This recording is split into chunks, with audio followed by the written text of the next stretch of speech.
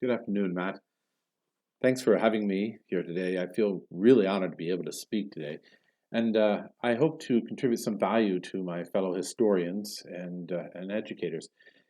I thought a beneficial topic today would be the question of the nature and goal of history. As teachers, I'm sure we have all experienced the rather cheeky response from students that history seems to be good for very little. We might have heard, what am I going to use this for? Or why do I have to remember dates? Or who cares about these dead white males? Um, Aside from the epidemic allergy of young people to doing work of any kind, these questions seem to indicate perhaps a lack of understanding about what history is really for. Well, what is the end goal? What is the telos of history, as the Greeks would say?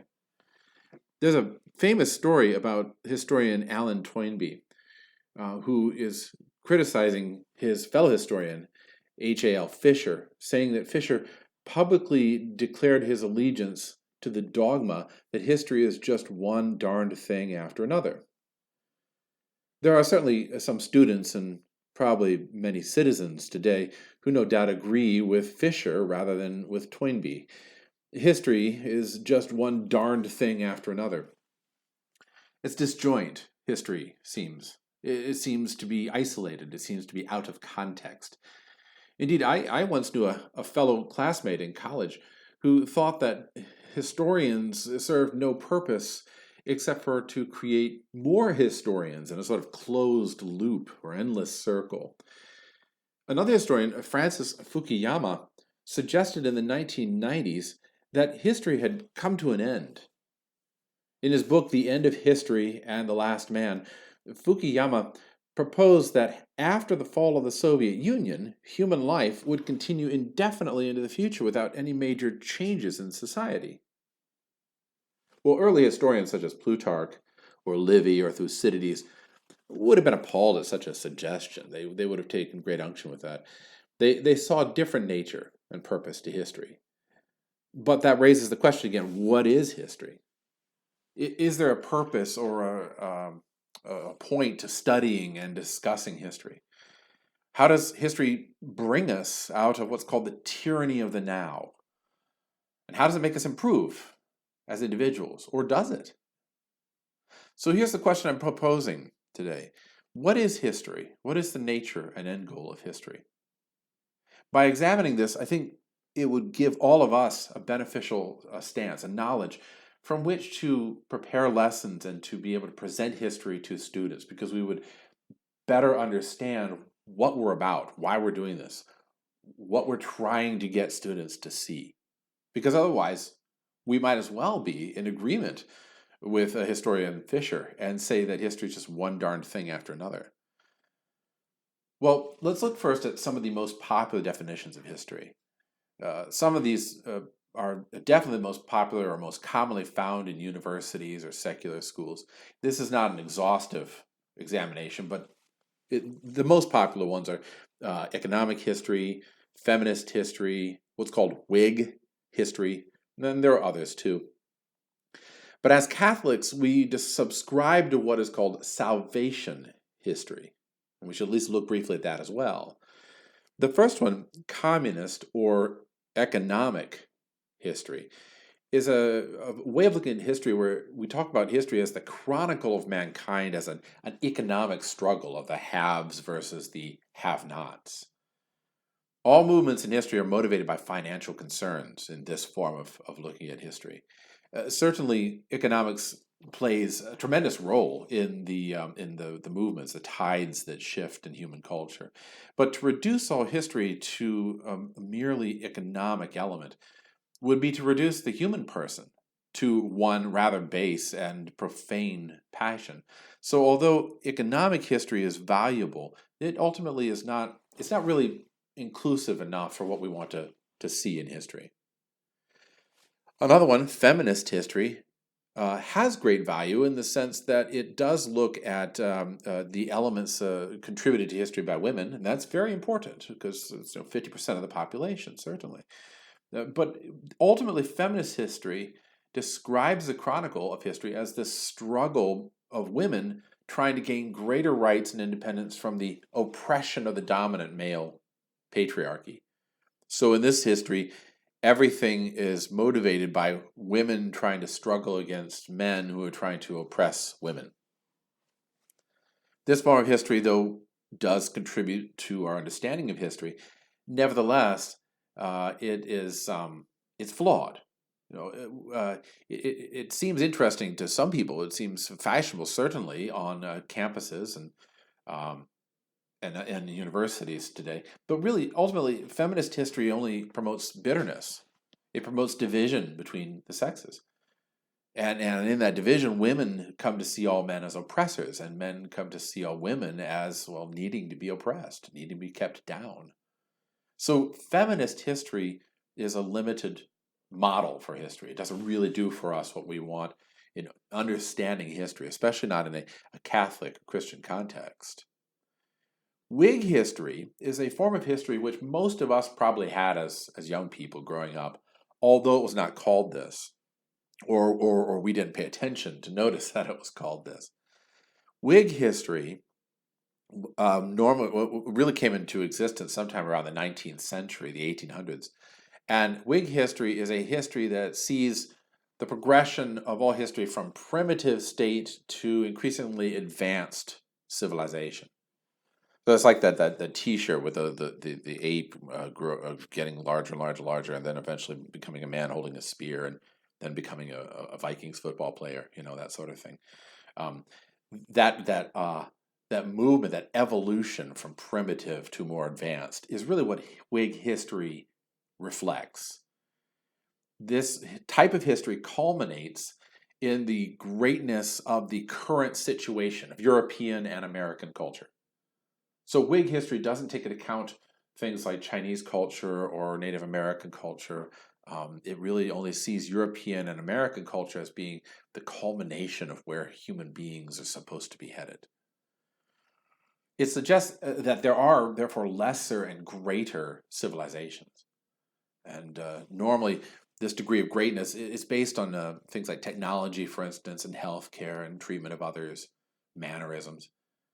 Now, that's not a bad way of looking at history, certainly. And no doubt we can agree that our current culture has great advantages, and that there are certain things which we would consider are advanced ways of looking at the world or treating one another or living. Nevertheless, Whig history, seeing all of history in this light, does have a flaw to it, because on the one hand, it fosters a hubris in those who enjoy the fruits or benefits of advancement.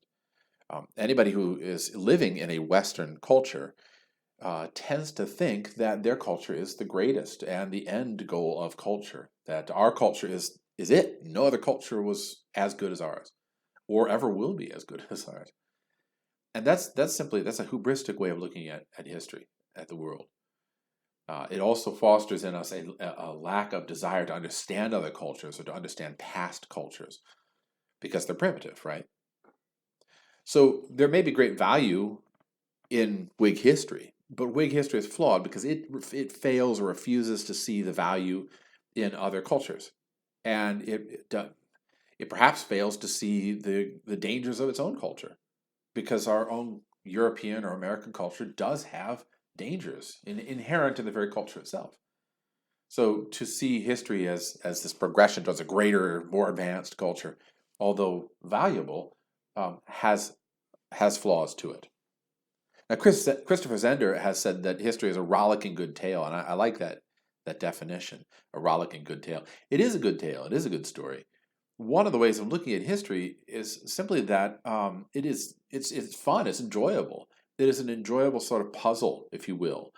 Ultimately, I think it's really quite fun to put the pieces together, to see nuances, to see connections, to understand motives. There was a great series a while ago, which you can find on YouTube, and I encourage you to look it up, called Connections. And there's like 3 seasons of it. And the historian there does this. He makes these connections between things that you never thought possible. Like how does the Napoleonic army relate to the space campaign of NASA? and they're putting a man on the moon. How do these two things relate to each other? And he builds a whole argument of these connections. That's fun. That's fun to do. Seeing it as a good tale also is appealing to anybody who has a passion for narrative, for story, or for puzzles, because you see in that history, you see a puzzle to be thought about, to be solved, to be examined. So there's a great deal of energy in that rollicking good tale idea. That vision also leads ultimately to the vision of salvation history, because salvation history sees history as a narrative. It is not just one darned thing after another, but rather salvation history perceives history as this chronicle. It's of God's interaction with the world. It's a narrative of God's working with the world, and the events in history then reveal God's saving grace, both towards civilization collectively and individually, such as in you and I. St. Augustine, in his work, The Confessions, points this out, that salvation history is really seen only from a point where you are saved. Once you have reached that point where you are in love with the divine and with God, you look back on all those things prior and you see that they were all leading up to your salvation. They contributed to it. And in that sense, this model suggests that every sacrifice that has gone before, that has preceded us, ends up contributing to our own salvation. The blood spilled by people before to ensure our liberty, the endurance or the suffering that others have done in order that their families could survive, ultimately contributes to us and to our own sense of salvation and our sense of happiness. This form of looking at history, I think, is probably the best because it not only fosters in us a deep sense of duty. How much do we owe to those who have come before us? And how much do we owe to the saving power of God? But it also should foster in us a sense of gratitude. We are very grateful for the fact that when we look around at the world that we are in now, it is the way it is because others have suffered and endured and triumphed and died for us. That's salvation history. God's continued plan is one of bringing us to salvation. And to see history that way really gives us a tremendous, not only sense of history, but also an urgency to find out what has gone before. No longer are things one darn thing after another, but rather things become valuable to us, like Christmas presents that are given to us. Well, those forms of history give us at least an insight into what the popular way of looking at history is. But we go back again to that question: what is that purpose of history? What is the reason that we teach it to people? If, for instance, we're trying to get young people to see history as salvation history, and maybe to see the economic value and the feminist value and that sort of thing, maybe the Whig value. If we're trying to get them to see salvation history, why? Is that in order to foster in them duty? Is that in order to foster in them happiness or gratitude? The answer is yes. But I think we can even probe the question a little further. If we ask again, what is the purpose of history? It's very beneficial to see the genesis of something in order to understand its end goal or telos. If for anything, if we want to know the purpose of a thing, this is a philosophical principle here. If we want to know the purpose of anything, if we want to know its purpose, its telos, we have to understand its genesis, its origin. It came to be for a reason. What is the reason? So in order to better understand the question, to better answer the question of the nature of history, we might find clues in the genesis of that word, history. And since the genesis frequently begins with etymological definition, that is, what does the word itself mean, or what does it come from? I propose that we start there. We look at what does that word itself actually mean. Well, if if we look at the definition in the British Dictionary, which is a good place to start, the British Dictionary suggests that the word comes somewhere around 1350, 1400. It's a Middle English word, history. But being Middle English, it's Norman because of the Norman invasion. The Normans who invaded in 1066, Battle of Hastings, William the Conqueror. The Normans invaded England and they conquered the Anglo-Saxons, and the two languages merged and they made Middle English. Old English, Middle English. And now we speak modern English, not the band, modern English. 1350 to 1400, this word seems to have emerged in writing and in common parlance in Middle English. And that word, being Norman, goes back to the origins of the Norman French language, which is Latin. In Latin, the word is historia. But the Latins frequently took words from the people they conquered, the Greeks. So the word goes back further from Latin to Greek itself, historia. It's a derivative of histor.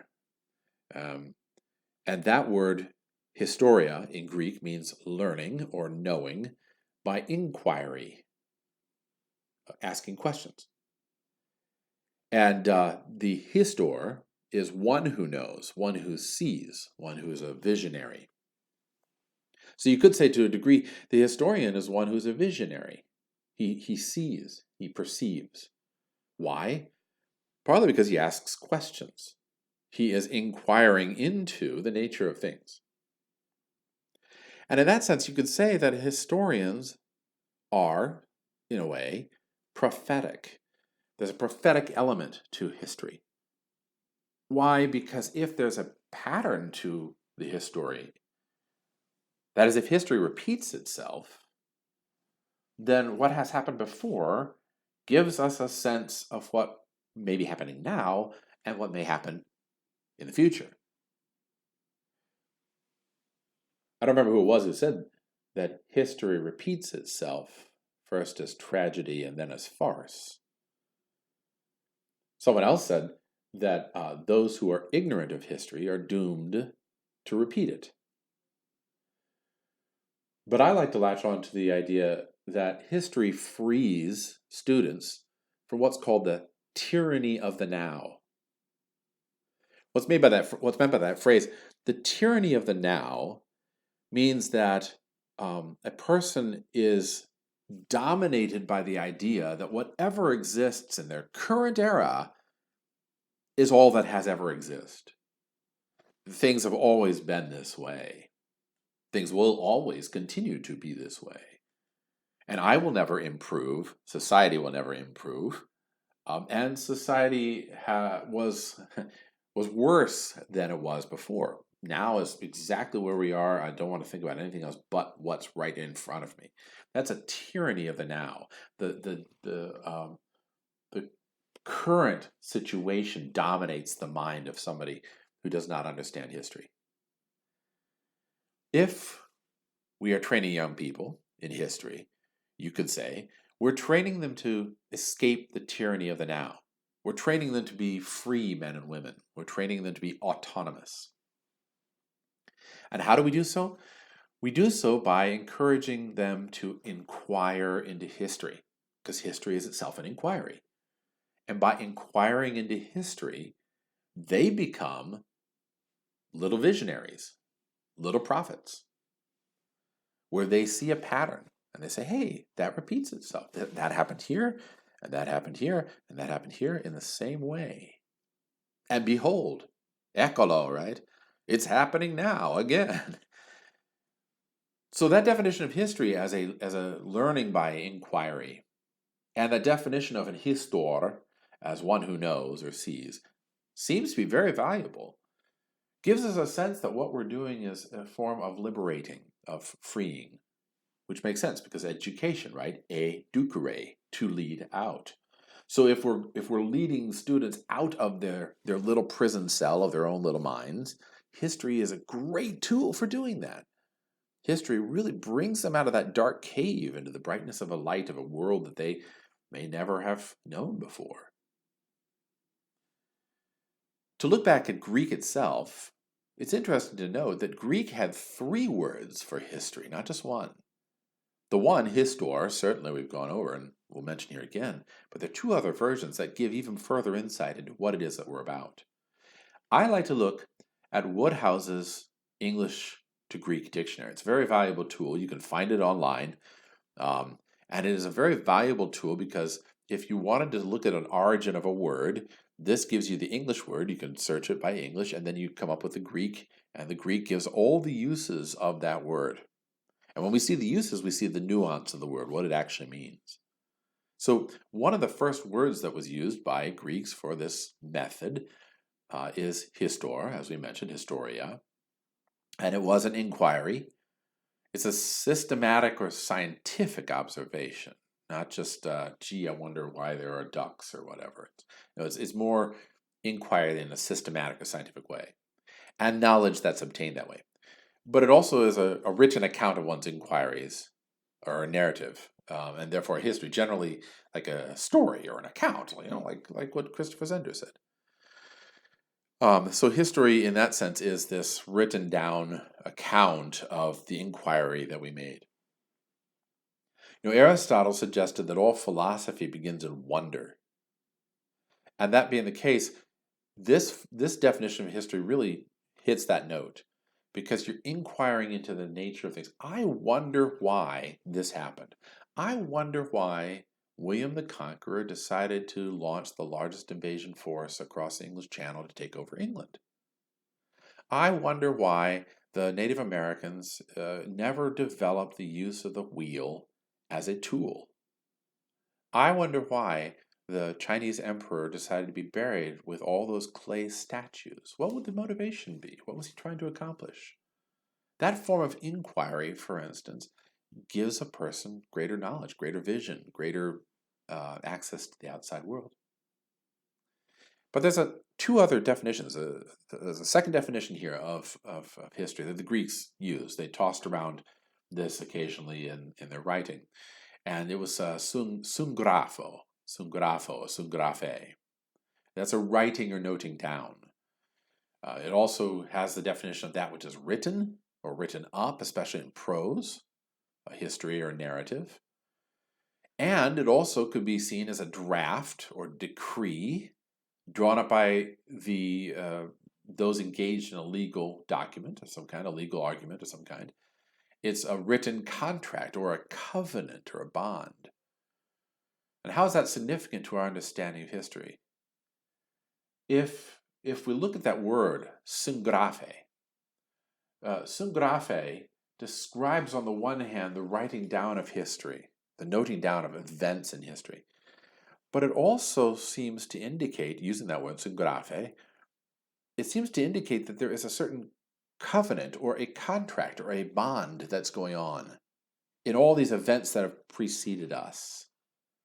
And that gets back to salvation history in the sense that we have a bond or a covenant to all those people that have come before us. We owe something to them.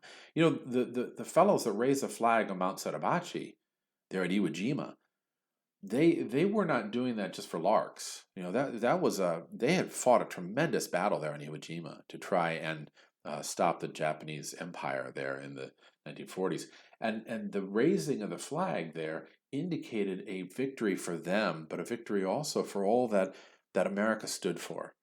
So when we look at what happened there on Iwo Jima and on Mount Suribachi, we owe to those men who lost their lives, who gave their lives, we owe to them to continue that same struggle to promote democracy where we can, to promote freedom where we can. We owe to them sort of our own lives so that they might have not died in vain. It's like Abraham Lincoln's great speech, the Gettysburg Address, right? That those men might not have died in vain. So we have a certain contract, a certain covenant, a certain bond with the people in the past, a sungraphe with those who have come before, that we not let them down. But we also have a covenant or a bond with God Himself. And this becomes very apparent in the Old Testament. The Old Testament is all about covenants, about contracts. God makes a covenant over and over again with His people, with the Jewish people. And that covenant is, I will be your God and you will be my people. And they're wedded together in a way. It's like they're married together. It's a legal contract between the two, you could say. History in the Old Testament, history in the Jewish faith, is a history of that covenant, even into the modern world, carrying forth that contract between God and man. Now, this word syngrafe also has another form of understanding. Syngrafe also refers to architects writing stuff down, the specifications of an architect. Grafe itself is writing, and syngrafe is a writing down with intent. So the architect, when he writes stuff down, syngrafe, he writes down specifications. And I like that as thinking about history, because the architect, who in our Catholic sense, that's God. The architect is writing down this plan, this great structure of humanity. And I like to think about history as sort of, wow, look at this cathedral of human existence and God's working in it. And you marvel at look at that, look at that. Ah, Napoleon, look at that. Oh my goodness. Mark Twain, look at that guy. And you look at all these characters in history as almost like part of the edifice of God's creation in the world. I think that's a really neat way of looking at history. So syngrafe offers us two things of value. One is that there's this covenant or bond. The other is that there's this sort of cathedral of human existence that's just a marvel to behold. And you and I could be like tourists in this cathedral, gawking and taking selfies in front of all these different things. Don't take selfies in front of history. There's also in syngrafe, interestingly enough, it sometimes is used to talk about a mark in the eye. When you have a mark in the eye, or you have a dot here, and that's just an odd addition to the word. I'm not sure how that has to do with history necessarily, but maybe history can sometimes be a mote in our eye. I don't know. Now, you're looking at Greek, the final definition is really, this is the big one. This is the biggest definition for history. And it's logos. Logos is a verbal noun taken from the Greek verb lego. And logos has a number of definitions. I mean, the entry in Wodehouse is like a mile long with all the different things that are possible. So I'm only going to go over a few things here. I don't want to extensively, I don't want to exhaust this, but logos was frequently used to describe history in the ancient world. So you have history, you have syngrafe, and you have logos. Logos was a computation or reckoning. So, for instance, it was the account of money that was handled, that was passed between people, like an audit or a banking account. Generally, it was an account of any cause, a measure or tale of anything. And in that sense, history is a computation, it's a reckoning. What has come before? What is it that other people have done that we have to live up to? What is the expectation that history puts upon us? It also means, logos, also means an esteem or consideration, the value that is put on a person. You make an account of a person and you have a logos of them. So like Socrates, for instance, makes an apologos, an apology, in front of this court in Athens. And the apologos, the apology, is not like, I'm so sorry, I'm so sorry. Apologos is, this is why we do what we do. This is who we are. This is what we are as a people. This is what we are as a race. There's a Latin phrase, rationem habere aliquis, which is to make an account of, to set a value on something. And really, if we look at it this way, history is value that we put on things. When we do history, we don't talk about every single thing in history. you may not have ever considered this before, but history, if it were every single thing, we would never get it all written down. It would take longer to write down than we would have time for. So we have to pick and choose. And history, therefore, is, as they say, written by the winners. Those who write down the history want to tell a certain thing. And they esteem some things, they value some things, and they don't value other things. Thucydides, for instance, in his account of the Peloponnesian War, Thucydides is writing down certain things, casting them a certain way, and even putting words in the mouths of people that may not have said those words. But he's doing so because he wants to show this great tragedy of Athens, how Athens was this pinnacle of human civilization that, because it was full of pride, destroyed itself, fell to ruin. So in that sense, history really is putting value on this and not on that. And there is a certain discernment in history. And there are lots of fields to go into in history, certainly. But some things we study because they have value, and some things we don't study because they don't have value.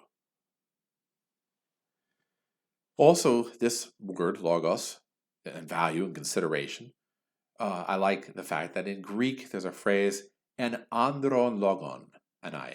It's to be reckoned or to be counted as a human, as a man, which I think is valuable, again, because when we understand our place in history, if we understand how much has been sacrificed for us, if we understand what type of people stand out in history, we begin to understand better what it means to be human.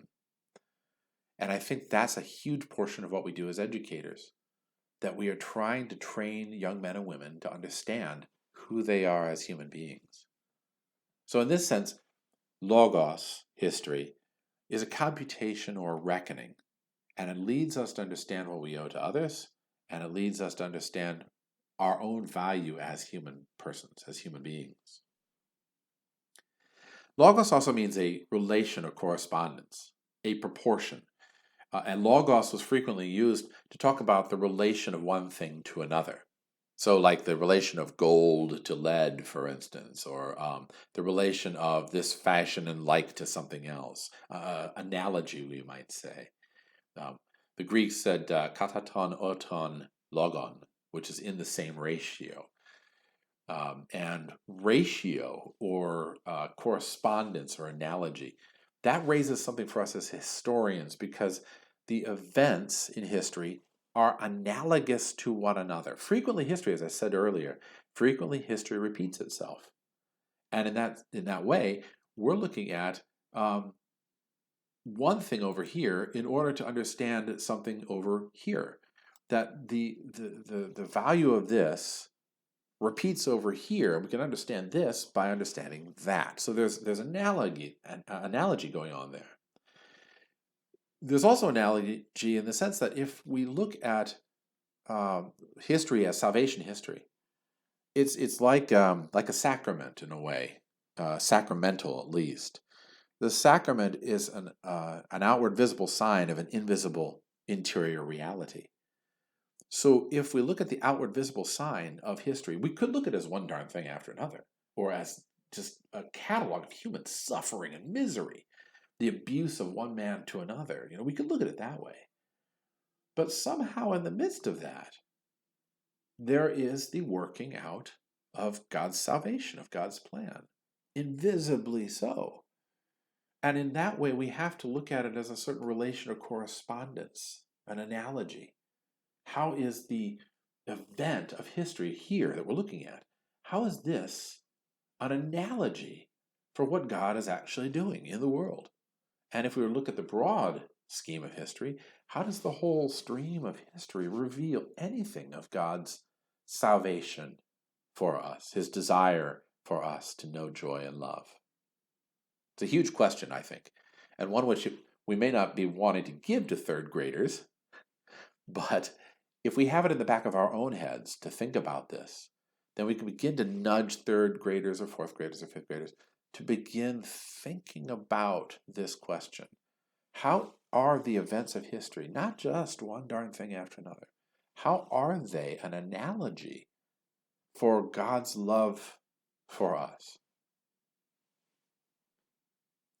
Another way of looking at logos is that logos was an explanation of things. It was a plea or a pretext, the ground for something, the reason behind something. They would say "tini logi," on what account?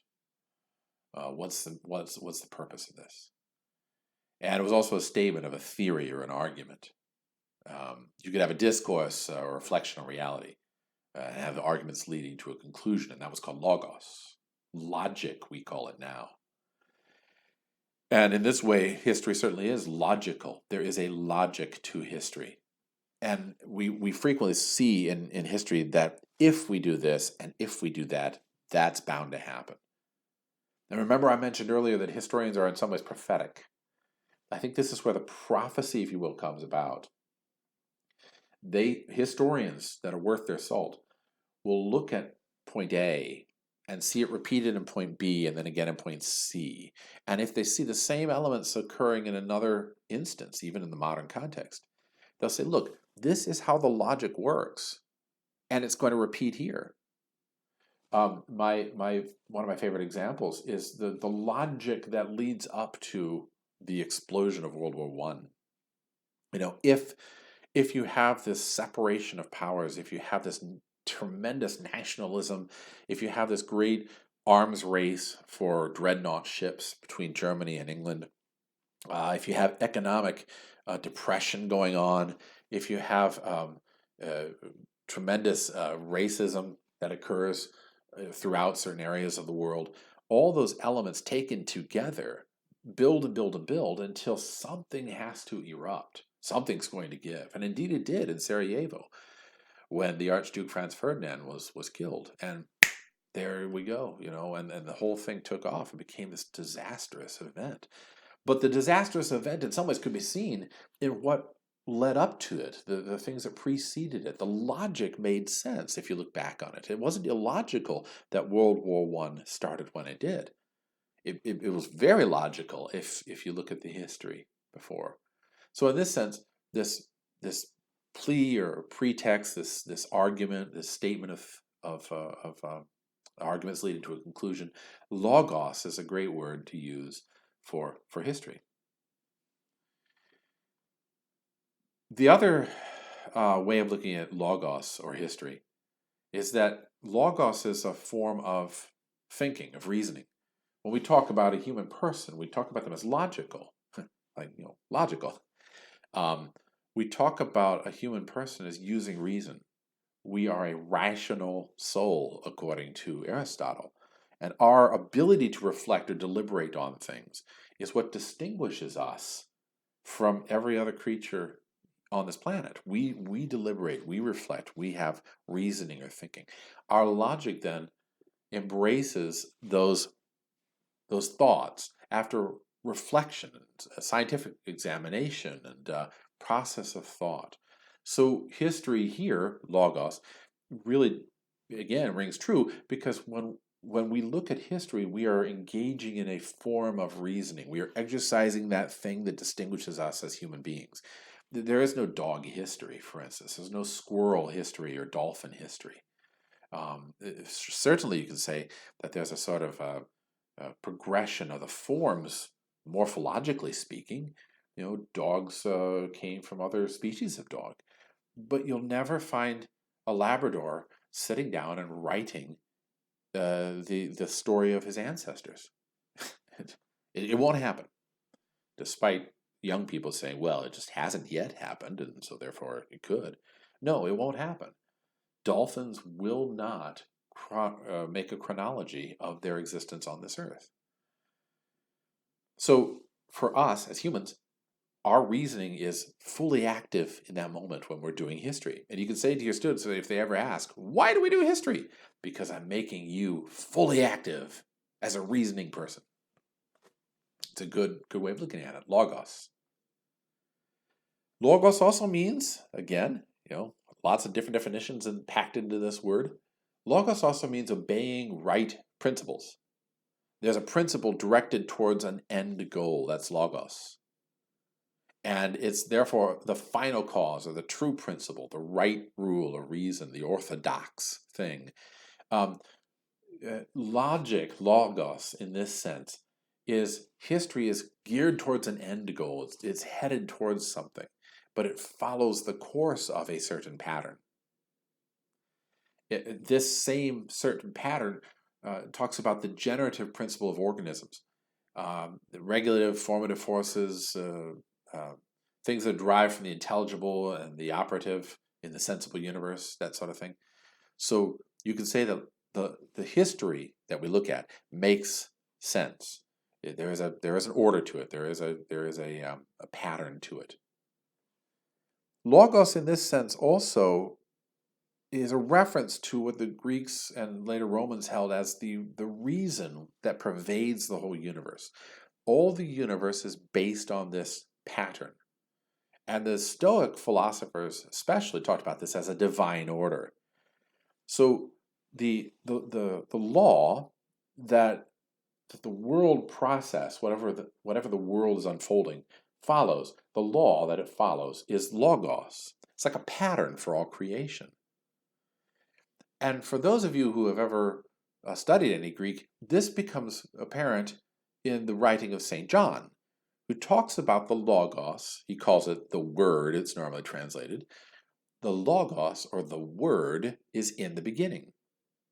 So John writes, in the beginning was the Word, and the Word was with God, and the Word was God. That word, translated as word, is in Greek logos, and archeo logos. Logos is the Word. And by that he means the pattern of the entire universe was in the beginning. It's before anything was created.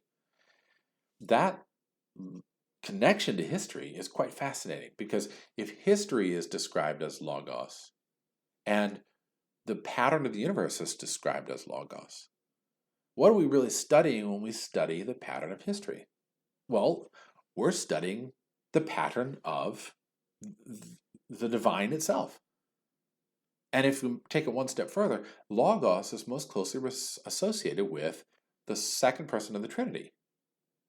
It's most closely associated with the Son, who in the incarnate form is Jesus Christ. So when we study the history of the world, we are studying Jesus Christ himself. And that goes right back to salvation history, see? Because salvation history is the unfolding of God's love for mankind.